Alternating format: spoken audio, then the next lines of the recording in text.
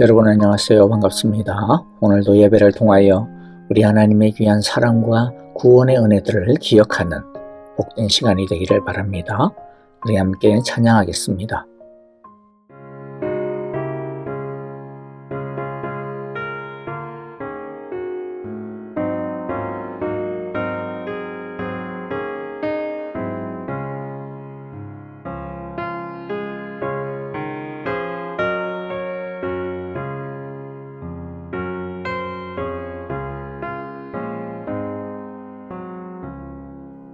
주 날개미 내가 편안히 쉬네.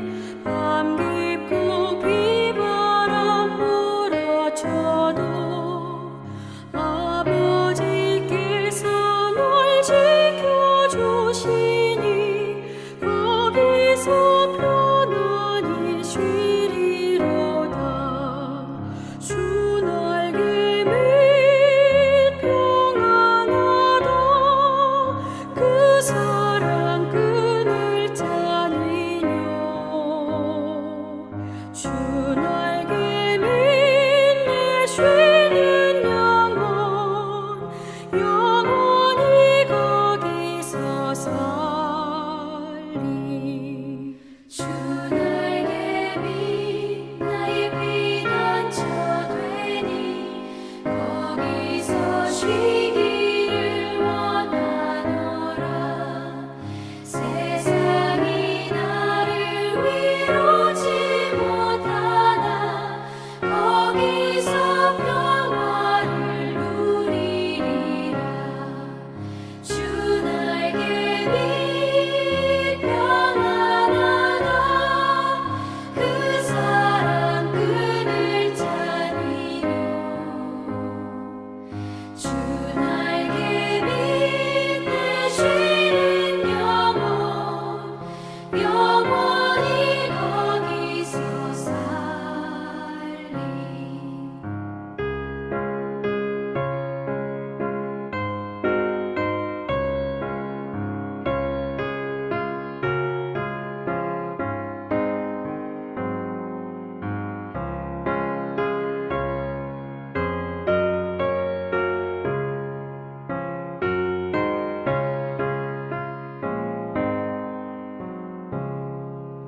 주 날개미 참된 기쁨이 있네.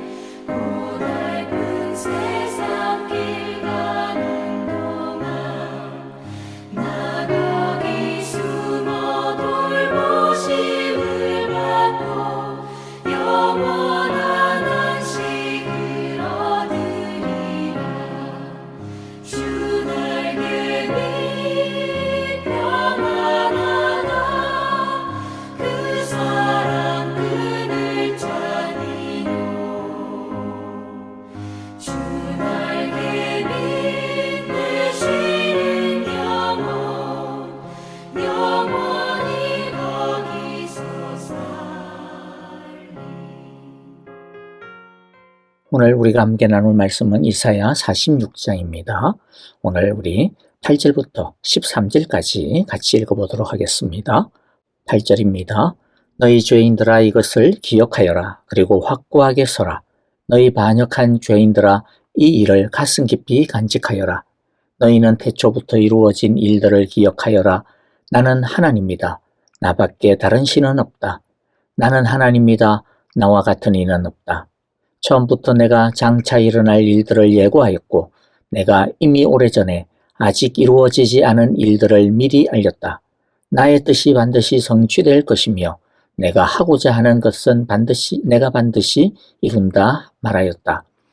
내가 동방에서 독수리를 부르고 먼 나라에서 나의 뜻을 이룰 사람을 불렀다.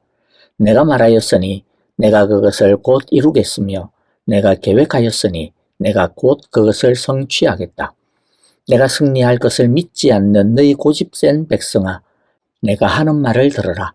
내가 싸워서 이길 날이 가까이 왔다. 그 날이 멀지 않다. 내가 이기는 그 날은 지체되지 않는다. 내가 시온을 구원하고 이스라엘 안에서 나의 영광을 나타내겠다. 아멘. 하나님의 말씀은 오늘도 우리 가운데 살아 역사하는 능력임을 믿으며 함께 하나님의 말씀을 듣는 시간이 되기를 바랍니다.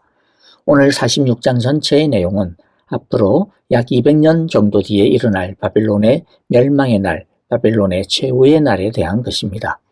하나님은 특히 바빌론의 신들, 우상들과 하나님 자신을 비교하면서 어제 45장에서 이어서 계속하여 나는 하나님이다, 나밖에 다른 신은 없다. 나는 하나님이다, 나와 같은 이는 없다라고 말씀하시면서 오직 하나님만이 유일한 참된 신이며 그래서 하나님 앞에서는 제 아무리 강한 나라를 할지라도 강한 군대를 할지라도 한순간에 꼬꾸라질 뿐이라고 말씀하십니다. 오직 하나님만이 참신이기 때문에 나의 뜻이 반드시 성취될 것이며 내가 하고자 하는 것은 내가 반드시 이룬다라고 선포하십니다. 오늘 말씀을 볼 때 먼저 하나님께서 바벨론의 신들, 우상들과 하나님 자신을 어떻게 비교하는지를 우리가 한번 눈여겨보기를 바랍니다. 1절, 2절이 한 쌍이고 3절과 4절이 한 쌍인데 이 둘은 서로 대조를 이룹니다. 먼저 1절, 2절은요. 바빌론의 가장 중요한 두 신에 대한 이야기가 나오죠. 1절을 보면 벨과 느보라고 하는 두 신이 나옵니다. 바벨론은 그리스 로마 신화의 세계와 마찬가지로 무수히 많은 신들을 섬기던 나라였습니다.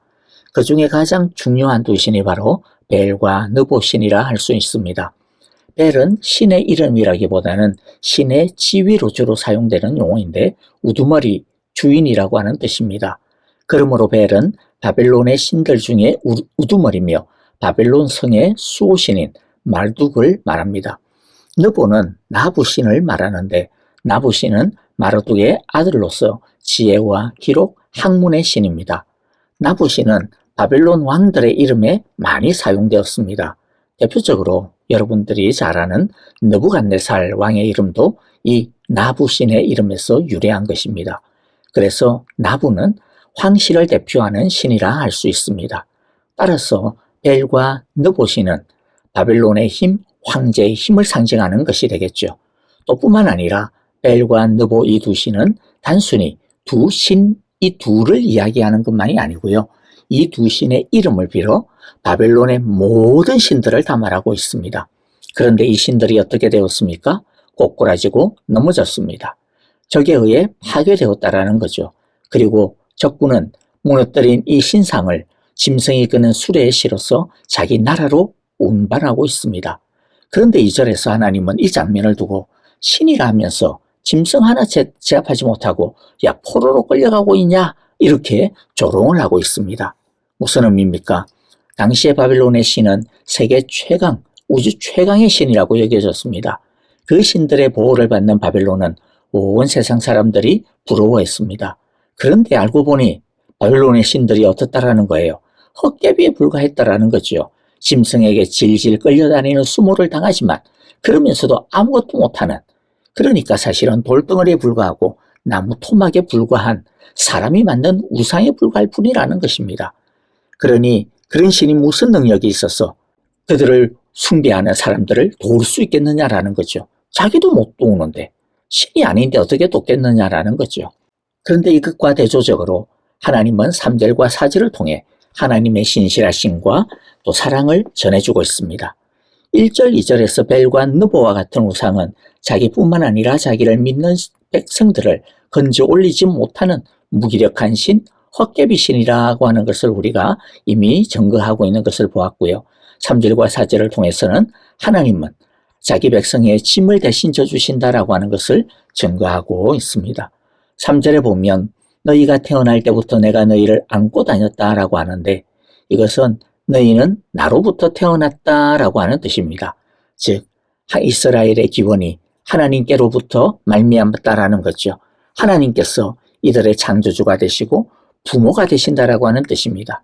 또 4절에 보면 모태로부터 태어날 때부터 하나님이 너희를 업으셨다라고 합니다. 품고 다닌다, 안고 다닌다라고 하십니다. 이것은 우상과 대조되는 거죠. 우상들은 어떻습니까? 예를 들어 7절을 보세요. 7절을 보면 사람들이 우상을 어깨에 메고 우상을 둘 자리에 내려놓으면 우상은 내려놓은 그곳에 서서 꼼짝도 하지 못한다. 우상은 그 우상을 숭배하는 사람들을 업기는커녕 스스로 움직이지도 못하고요. 우상을 숭배하는 사람들이 우상을 얻고 다녀야만 되는 거죠. 하지만 하나님은 우리를 얻고 다니시고 안고 다니시고 품고 다니십니다. 언제부터 언제까지 그렇게 하신다라고 하십니까? 태어날 때부터 늙어 백발이 될 때까지, 죽을 때까지 하나님께서는 우리를 안고 다니시고 품고 다니시고 얻고 다니신다는 것이죠. 그리고 4절에 보면 이 짧은 구절 안에요, 내가라고 하는 말이 5번이나 연속해서 반복하여 나옵니다. 세번역에서는 4번으로 번역이 되어 있는데 원문에서는 5번 반복이 됩니다. 이것의 의미가 뭡니까? 반드시 그렇게 하시겠다라는 하나님의 강력한 의지를 보여주고 있는 것이죠. 특히 여기에서 내가라고 하는 것은 단순히 내가, I라고 하는 주어가 아닙니다. 영어로 하면 I, myself, 제귀 강조형입니다. 즉 스스로 또 강조하는 거죠. 나 스스로가 그렇게 하겠다라는 겁니다. 즉 설령 우리들이 부족하고 못나고 그렇다 할지라도 그것과는 아랑곳하지 않고 그것과는 상관없이, 너희의 부족함과는 상관없이, 또 설령 온갖 것들이 방해하고 해방을 놓는다 할지라도 그것 때문에 나는 절대로 물러서지 않는다라는 거죠. 그 모든 방해들을 다 물리치고 내가 반드시 너희를 안을 것이고 품을 것이고 업을 것이고 구원할 것이라고 말씀하는 겁니다. 하나님은 이 말씀을 바벨론에게 멸망당하여 포로로 잡혀갈 이스라엘 사람들에게, 또 포로로 잡혀가서 미래에 대한 소망이 없이 하루하루 죽지 못해 살고 있는 이스라엘 사람들에게 주시고 있는 겁니다. 포로 생활이 고달프고 힘들다 할지라도 내가 너희를 안고 있음을, 지금도 내가 너희를 업고 있음을, 지금도 너희가 나의 품에 있음을, 나의 보호 속에 있음을 잊지 말라라는 거죠. 우리도 마찬가지입니다. 우리가 기억해야 할 것이 무엇입니까? 우리의 삶이 아무리 팍팍하다 할지라도, 하루하루 겨우겨우 살아간다 할지라도 우리는 절대로 벨과 느보와 같은 이 세상의 우상에 눈을 돌리면 안 된다라는 거죠. 이 세상이 힘이라고 말하는 것들이 있지 않습니까? 그것을 주면 걱정이 사라질 것이라고, 좀 평안해질 것이라고, 미래가 풀릴 것이라고 이 세상이 말하고 있는 것들이 있습니다. 돈도 그렇고요, 힘도 그렇고, 건강, 인간관계 네트워크, 기술, 지식 등등 그런 것들이죠. 그런데 그것은 벨과 같고 느보와 같습니다. 분명히 뭔가 있어 보이는데, 그런데 막상 보면 헛개비예요. 이 세상의 것들은 분명히 뭔가 한 방에 힘이 있어 보입니다. 그런데 결국 보면 우리를 지켜주지를 못합니다. 한계가 있습니다. 우리가 기억하고 붙들어야 하는 것이 무엇입니까? 우리를 지으시고 만드시고 태어나게 하시고 우리를 얻고 가고 계시고 품먹고 가시고 안고 가시고 구원하시는 하나님을 붙잡아야 한다는 겁니다. 그분에게 붙들려야 한다는 거죠. 하나님에게 소망이 있다라고 하는 것을 기억하고 붙들어야 합니다. 우리 모두 그럴싸해 보이는 이 세상의 벨과 느보에 속지 말고 우리를 백발이 될 때까지, 노년이 될 때까지, 죽을 때까지 안고 품고 얻고 보호해 주시는 하나님에게 안기어 살아가시기를 간절히 기도하고 바랍니다. 5절을 우리 같이 읽어봅니다. 너희가 나를 누구와 견주겠으며 나를 누구와 같다고 하겠느냐? 나를 누구와 비교하여 서로 같다 하겠느냐? 하나님과 견줄 수 있는 것은 아무것도 없습니다. 하나님의 능력과 견줄 수 있는 것은 이 세상에 아무것도 없습니다. 하나님은 우리를 창조하셨고 우리를 만드셨고 역사를 계획하시고 준비하시고 반드시 이루시는 주님이시기 때문이죠. 또 하나님의 사랑과 견줄 수 있는 것은 이 세상에 아무것도 없습니다. 앞에서도 살펴본 것처럼 하나님은 우리를 태어날 때부터 백발이 성성하여 죽을 때까지 우리를 품으시고 안으시고 업으시고 구원해 주십니다. 그러므로 이 하나님 말고 우리가 다른 무엇을 믿고 의지할 수 있겠습니까? 9절을 읽어봅니다. 너희는 태초부터 이루어진 일들을 기억하여라. 나는 하나님이다. 나밖에 다른 신은 없다. 나는 하나님이다. 나와 같은 이는 없다. 하나님밖에 없습니다. 그러므로 8절처럼 우리는 믿음에 확실하게 서야 합니다. 이 하나님의 진리와 사랑을 가슴 깊이 간직해야 할 것입니다. 너희 죄인들아 이것을 기억하여라. 그리고 확고하게 서라. 너희 반역한 죄인들아 이 일을 가슴에 깊이 간직하여라. 9절에서도 우리 아까 보았지 않습니까? 뭐라고 말씀했어요? 너희는 태초부터 이루어진 일들을 기억하여라. 우리는 기억해야 합니다. 무엇을 기억해야 돼요? 아담으로부터 이어져 온 하나님의 구원의 역사, 하나님의 사랑의 열심의 역사를 기억해야 합니다. 이것이 우리가 성경을 읽고 배우는 이유입니다. 성경은 죄인인 우리들을 배역한 우리들을 포기하지 않으시고 버리지 않으시고 끝까지 추적하여 품어주시고 업고 안아주시며 결국에는 구원하시고야 마시는 하나님의 사랑의 역사요, 구원의 역사요, 열정과 의지의 노래이기 때문입니다. 낙심이 되고 두려워질 때마다 우리는 우리를 위하여 하나님이 얼마나 죽을 애를 쓰셨는지, 우리를 얼마나 포기하지 않으시는지, 우리를 얼마나 위하시는지 기억해야 합니다. 무엇보다 하나님의 사랑의 절정인 십자가를 기억해야 합니다. 우리를 위하여 자기 아들의 목숨도 기꺼이 희생시키신 아버지 사랑이 십자가에 높이 달려 있습니다. 우리를 포기하지 않으시고 끝까지 사랑하시고 반드시 구원하시고야 마시겠다라고 하는, 그래서 자신이 죽어야 한다면 그래 내 기꺼이 죽지, 그렇게 하시는 아들 예수님의 사랑이 십자가에 높이 달려 있습니다. 여러분, 이 하나님의 사랑을 기억하고 이 사랑이 위에 확고하게 서기를 바랍니다. 적당히 기억하는 것을 이제 우리 모두 그만 멈춰야 되지 않겠습니까? 적당히는 이제 그만두어야 되지 않겠습니까? 하나님의 사랑을 가슴 깊이 뼛속 깊이 새기는, 기억하는 우리 모두가 되기를 간절히 바랍니다. 말씀을 마무리합니다. 10절을 봅니다. 하나님은 자신의 뜻을, 자신의 계획을 반드시 이루실 것이라고 하시고 있습니다. 또 11절에서도 마찬가지입니다. 내가 그것을 곧 이루겠으며 내가 계획하였으니 내가 곧 그것을 성취하겠다 다짐하십니다. 그런데 하나님의 뜻이 무엇이에요? 13절을 보니까 무엇이 하나님의 뜻입니까? 내가 시온을 구원하고 이스라엘 안에서 나의 영광을 나타내겠다. 하나님의 백성을 구원하시고 회복시키시고 세우셔서 우리를 통하여 하나님의 영광을 나타내게 하시겠다라는 겁니다. 우리에게 소망이 반드시 있는 이유가 이것입니다. 하나님이 우리를 절대로 포기하지 않으시기 때문이지요. 하나님이 우리를 위하여 싸우시기 때문입니다. 싸우실 뿐만 아니라 반드시 이기시기 때문입니다. 그리고 우리를 통하여 하나님의 영광을 나타내시고자 하시기 때문입니다. 그러므로 우리가 하나님의 품 안에 안겨 있는 이상 가장 안전하고 소망은 확실합니다. 우리가 하나님의 등에 업혀서 절대로 떨어지지 아니하는 이상 우리는 절대로 끝나지 않습니다. 그러므로 하나님께서 태초부터 하신 하나님의 사랑을, 하나님의 구원을 가슴 깊이 기억하고 그 사랑 위에 확고하게 서는 우리 모두가 되시기를 간절히 바라고 기도합니다. 아멘. 자, 오늘 우리에게 주신 말씀들 마음 가운데 우리 깊이 새기면서 우리 함께 기도하는 시간 갖도록 하겠습니다. 교회를 위하여, 우리 형제자매들을 위하여 기도합니다. 우리 주위에 있는 형제자매들, 특별히 어려운 가운데 있는 기도의 제목을 가지고 기도하는 우리 형제자매들을 위하여 오늘도 우리를 업으시고 품으시고 안으시고 싸워서 이기시는 우리 하나님의 능력이 함께하여 주소서라고 기도하기를 바랍니다. 우리 아프신 분들, 특별히 우리 지수영 집사님을 위하여 기도해 주시기를 바랍니다. 우리 성도님들께서 사랑으로 많이 기도해 주셔가지고 오늘 전체 펫스캔을 찍었는데요. 다행히 왼쪽 다리에 있는 암 외에 다른 이상이 없다라고 합니다.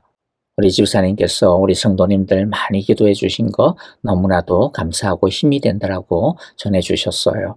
여러분들 앞으로도 이제 방사선 치료도 하고 이제 그 다음에 이제 수술 이어지는데요. 계속 위하여 기도해 주시기를 바랍니다.